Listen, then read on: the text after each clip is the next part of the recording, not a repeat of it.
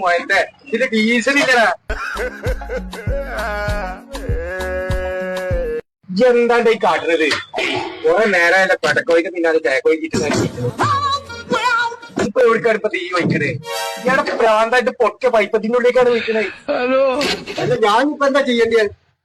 ഇപ്പൊ ചെയ്യേണ്ട നല്ലൊരു പണി, ഇതിനെ 3 വീലോ കാറ്റും തന്നു നോക്കും, ഒന്ന് ചെക്ക് ചെയ്യും, എന്നിട്ടേ ഒന്ന് കാറ്റടിച്ചിട്ട് പോകാം.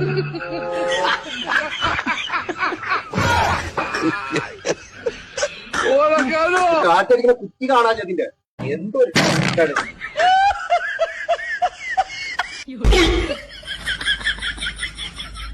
ആ ഇതെനിക്ക് പറ്റിയ പണിയാ.